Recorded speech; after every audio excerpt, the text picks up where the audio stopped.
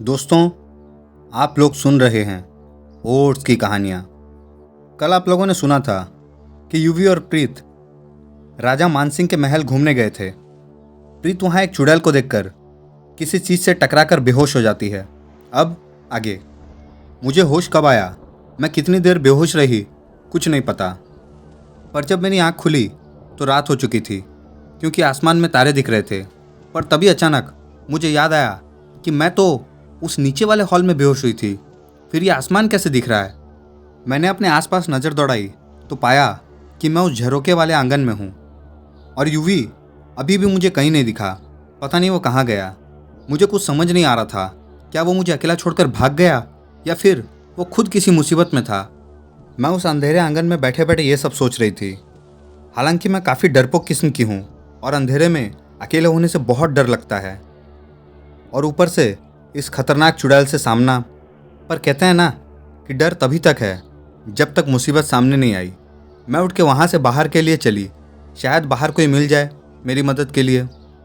पर पता नहीं आज किस्मत कौन सा खेल खेलने वाली थी। पर ये क्या, बाहर महल के दरवाजे तो बंद है और उसमें बाहर से ताला भी लटका है। इसका मतलब किले का गार्ड महल को बंद करके जा चुका है।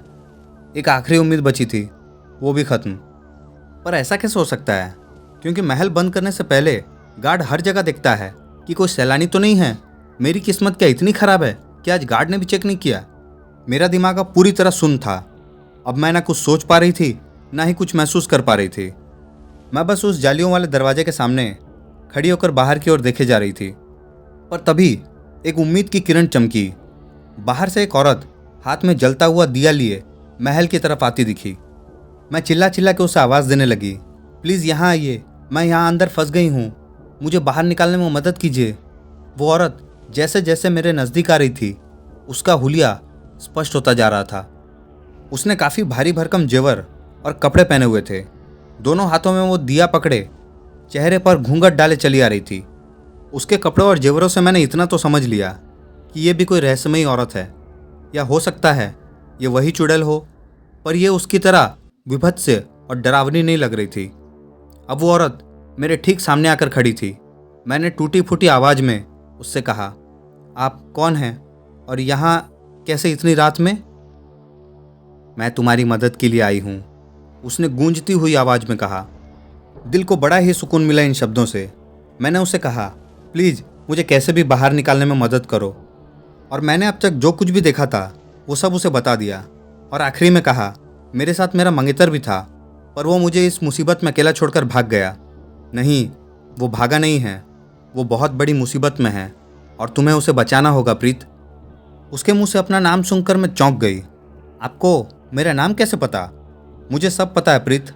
अब तुम उसी जगह जाओ जहाँ तुमने उसे देखा था और ये दिया अपने साथ लेते जाओ, और याद रहे कि ये बुझने ना पाए। इतना कहकर उसने दरवाजे की जाली से हाथ अंदर डालकर दिया मुझे पकड़ा दिया।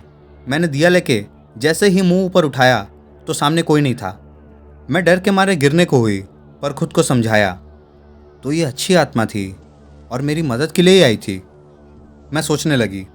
मैं जब दिया लिए आंगन की तरफ बढ़ी तो ये क्या, अभी तक जो सुना पड़ा था वह महफिल अचानक सज गई और आंगन की तरफ जाने वाले दरवाजे पर दो पहरेदार तलवार लिए खड़े थे। मैं वहीं खड़ी रह गई। अब आगे कैसे जाऊं? तभी अचानक उसी औरत की आवाज़ गूंजी, प्रीत आगे बढ़ो, ये सब एक छलावा है, मत भूलो तुम्हारा यूवी मुसीबत में है। मुझे थोड़ी हिम्मत मिली और मैं आगे बढ़ी तो वो पहरेदार जो अभी तक मुंह सीधा किए शांत खड़े थे, दोनों ने मेरी तरफ गर्दन घुमा दी। उनकी आंखें आग सी दहक रही थी। मैंने डरते डरते एक कदम आगे बढ़ाया ही था कि दोनों अपनी नंगी तलवारें लिए मेरे ऊपर झपटे। मैंने सोच लिया था आज अंत है जीवन का, और आंखें खुद ब खुद बंद हो गई। पर जब काफ़ी देर तक कुछ ना हुआ तो धीरे धीरे आंख खोली। पर यह क्या, आंगन तो पहले की ही तरह सुनसान था। अब मैं यूवी को आवाज़ देते हुए आगे बढ़ी और नीचे की ओर जाने वाली सीढ़ियों पर आ गई। मैं डरते डरते एक एक कदम रख रही थी। मैं पहली मंजिल पर आ गई, पर मुझे यूवी को ढूंढने तीसरे तल में जाना था, जहां उस चुड़ैल से मेरा सामना हुआ था। अब मैं दूसरी मंजिल के रास्ते पर थी, पर तभी अचानक हवा का बहुत तेज झोंका आया। मैं दिए को सीढ़ी पर रख उस पर पूरी तरह झुक गई। पता नहीं कब तक वो आंधी चलती रही, क्योंकि मुसीबत का एक एक पल एक एक युग के समान लगता है। जैसे ही वो आंधी बंद हुई, मैं दिया उठाकर फिर से नीचे की ओर चल दी। अब तक मेरी समझ में इतना आ चुका था कि ये दिया कोई मामूली दिया नहीं है, ये अवश्य ही मेरा कोई रक्षा कवच है, वरना आम दिया उस आंधी में टिक नहीं सकता था। अब मैं तीसरी मंजिल के दरवाजे पे आके खड़ी हो गई थी और यूवी को आवाज़ दिए जा रही थी। तभी एक कोने से मुझे किसी औरत के रोने की आवाज़ आती है। मैं उस तरफ जैसे ही कदम बढ़ाती हूँ तो फिर से उसी औरत की आवाज़ आती है, खबरदार प्रीत, एक कदम भी आगे मत बढ़ाना।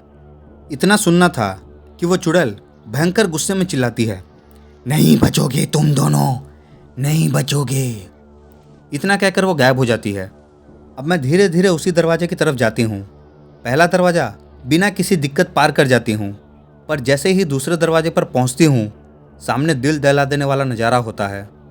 वो चुड़ैल अपना ही सर बालों से पकड़कर हाथों में लटकाए खड़ी थी। उसकी आंखें बाहर को लटकी थी और जीभ अभी भी लपलपा रही थी। डर का एहसास इतना ज़्यादा था कि मुझे अपनी टांगें बेजान होती महसूस हुई। तभी बाहर हॉल से धीमी सी आवाज़ आई, प्रीत, अब आगे मैं तुम्हारी मदद नहीं कर पाऊंगी। वहाँ अंदर मैं नहीं जा सकती। तुम हिम्मत रखना, जब तक वो दिया जलता रहेगा वो तुम्हारा कुछ नहीं बिगाड़ सकती। दोस्तों, कहानी अभी ख़त्म नहीं हुई। कहानी का तीसरा भाग आपको कल शाम को 6 बजे सुनने को मिलेगी। कहानी पसंद आए तो चैनल को लाइक, शेयर, सब्सक्राइब ज़रूर करें और बेल आइकन को दबाने के साथ साथ ऑल पर भी क्लिक कर लें ताकि और भी मज़ेदार और डरावनी कहानियाँ आप लोगों तक पहुँचती रहे।